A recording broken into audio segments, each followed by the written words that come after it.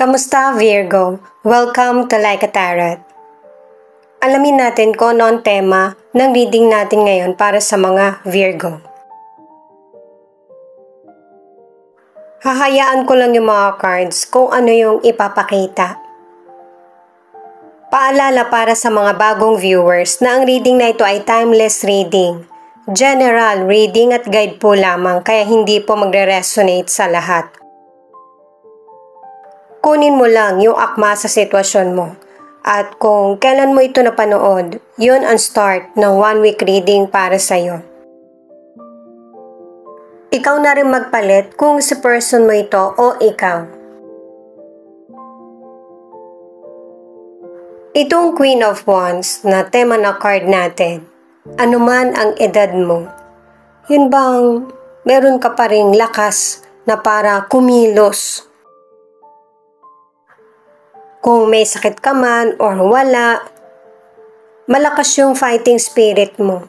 Kaya kaya mong harapin yung mga problemang dumarating sa'yo or kung meron ka mang health problem. Hindi nahahalata sa'yo na meron kang problem or pinagdaraanan kasi masiyahin ka or madali kang malapitan. Energetic at saka friendly. Itong angel number naman ang alamin natin.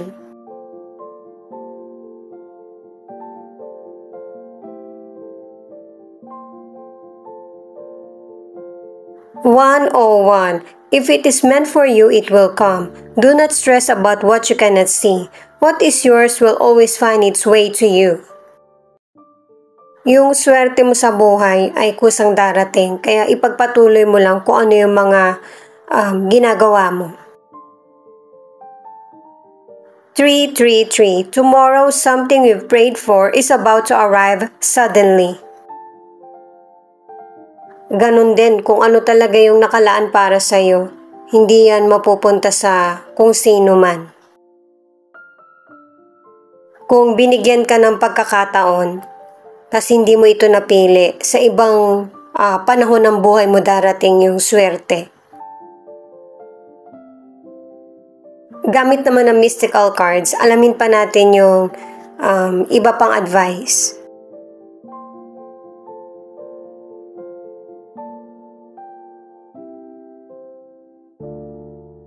Babasahin ko sa inyo yung booklet para mas detalyado. Itong perception ang nagsasabi na ito yung tamang panahon na kailangan mong mag-slow down para masuri mong maigi yung mga nangyayari sa buhay mo. Kailangan mo na rin palitan yung pananaw mo sa sitwasyon na darating para makamit mo yung tagumpay na gusto mo. Malalaman mo na meron ng blessings na dumarating sa'yo gamit ang kutob mo at kaalaman. Mystery. Napaka-misteryoso nga talaga yung nangyayari sa buhay mo, pero kailangan mo pa rin magtiwala sa magandang kapalaran na nakalaan sa iyo.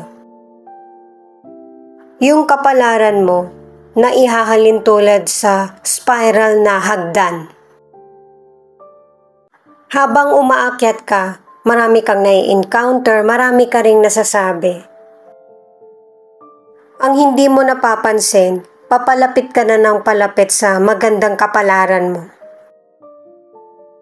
Pataas kasi yung inaakyatan mo. At saka may mga sitwasyon na magiging curious ka. Bibigyan mo ng kasagutan. Or tutuklasin na isa din sa magiging dahilan para unti-unti kang mapalapit sa magandang kapalaran mo. Maganda pa rin yung cards na ipinapakita. The Sun, Page of Wands, at Justice. Itong mga cards na ito ang nagsasabi na marami kang katanungan sa isip mo. May mga painful na situation na sa ngayon ay nagkakaroon na ng linaw sa iyo or meron ng pagtanggap. Nagagamit mo din yung kutob mo at saka talino. Kahit dito sa mga cards pinapakita pa rin, naka-4 na cards ka na. Wala kang takot at saka malakas yung karisma mo. Yung bang marami kang kaibigan, magaling kang magkumbinse. Sa career, maraming oportunidad na darating mula sa kasamaan mo sa trabaho o kaya kapareho mo na negosyante din. Magiging busy ka sa career mo or negosyo, pero pinapayuhan ka ng mga cards na balansehin mo ito kasi may posibilidad na maapektuhan yung personal mong pamumuhay na patungkol sa relasyon, sa kapwa, sa person mo, sa family, at saka yung kawalan ng oras. Yun yung kailangan mong pilitin na maging balanse. Para sa ilang single, gusto mo na magka-baby, pero baby lang.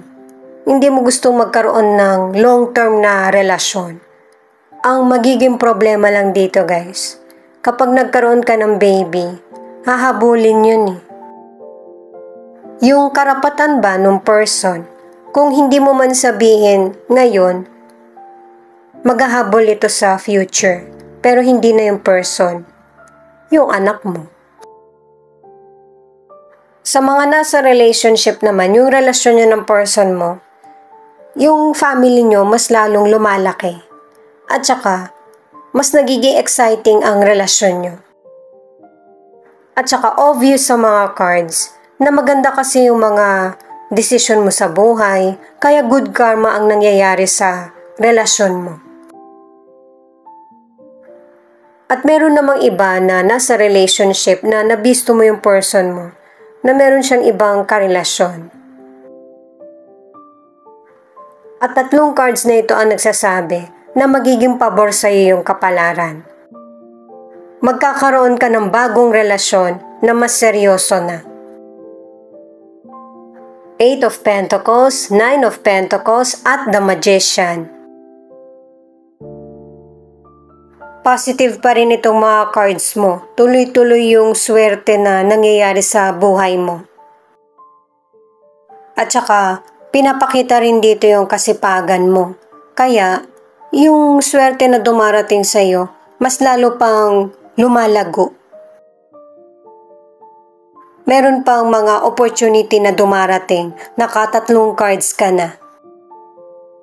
Kaya ipagpatuloy mo kung ano yung purpose mo sa buhay, kung ano yung goal or dream na gusto mong makamit. Sa career or negosyo, maganda yung reputasyon mo. Kaya yung kita mo tuloy-tuloy. At saka sinasabi rin sa mga cards, yung magandang kita mo, ini-invest mo sa lupa, sa bahay, o kaya meron ka pang ibang pinagkakakitaan. Kaya mas lalong nagkakaroon na improvement yung financial mo. Pero bago mo yan pinasok, pinapakita sa mga cards na sinuri mo munang maigi yung mga pinapasok mong investment or sinuri mong maigi yung mga desisyon mo. Kasi sinabi na sa mga naunang cards na ginagamit mo yung kutob mo at saka kaalaman sa bawat desisyon.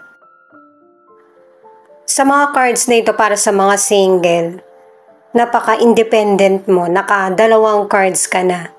At saka meron kang pananaw na hindi mo kailangan ng karelasyon para maging buo yung buhay mo or pagkatao. Pero meron pa ring potential person na darating na magkakagusto sa iyo. Kaya ganito yung nangyayari kasi pinapaunawa sa iyo ng universe na deserve mong mahalin at saka magmahal. Na-experience mo yung painful, heartache, Kasi para hindi na to maulit, maging wise ka na sa mga magiging decision mo or pipiliin na susunod na makakarelasyon. Ang ilan na nasa relationship ay pinapahalagahan mo yung relasyon nyo ng person mo. At dahil dyan, nagiging maganda yung resulta, nagiging secure at saka stable. Mas lalo pang nagiging stronger yung commitment at saka happiness sa relasyon.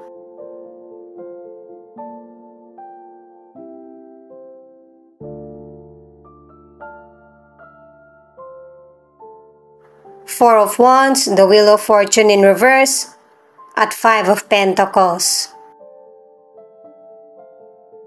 Pinaghahanda ka ng mga cards dahil sa yung tagumpay mo sa buhay ay magkakaroon ng konting problema. Hindi naman to pang matagalan. Pero kailangan mo tong paghandaan at saka harapin. Kasi hindi naman palaging nasa peak ng tagumpay. Meron din niyang ups and downs sa buhay mo. At ito yung panahon na magkakaroon ng iba't ibang problema. Ulitin ko lang na temporary problem mo lang ito. Masusolusyonan mo. Sa kalusugan naman, kung nagkaroon ka ng sakit, unti-unti nang bumabalik yung dati mong lakas. Dahil nga sa medyo matagal kang nagkasakit, yung katawan mo nag-a-adjust. Kumbaga, nai-stress ba? Hindi naman to pang habang buhay. May solusyon pa rin yung doktor mo. At ang pinapakitang problema sa kalusugan mo ay stress.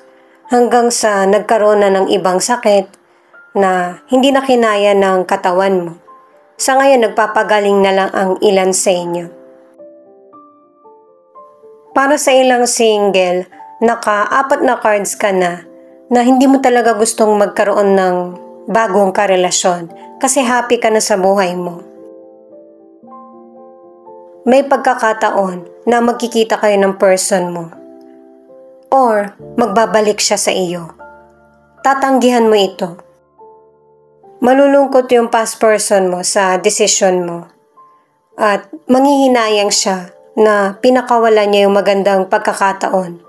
Yung magandang nangyari sa relasyon nyo.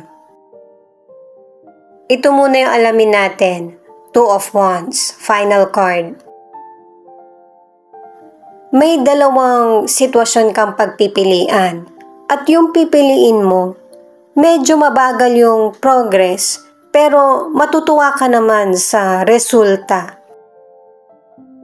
At ang advice ng card na ito, isipin mo yung positibo para positibong direksyon din yung tahakin mo sa bagong journey na sisimulan.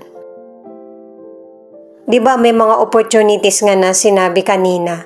Ito yung magiging solution mo sa magiging problem mo sa future. Sa mga nasa relationship, i-add ko lang na happy yung relasyon nyo, yung family na binubuo. Magkakaroon ng problema sa family o relasyon, pero hindi naman ito yung mananaig.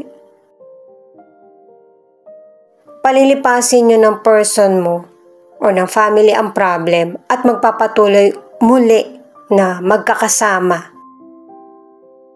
Ang magiging problema ay yung financial kasi nahihirapan mag-adjust yung person mo sa pagbabagong nangyayari sa kita. Capricorn, Taurus, Sagittarius, Virgo, Aries at Cancer. Ito yung ilan sa zodiac sign na nangunguna sa reading na ito. Ito naman yung letra na posibleng andito yung letra ng pangalan ng person mo or letra ng pangalan mo. Pwedeng hanggang dito sa charms mag-resonate ka or hanggang sa tarot cards lang. Thank you nga pala sa mga nag-like, share, comment, and subscribe. Ingat po kayo palagi saan man kayo naroon.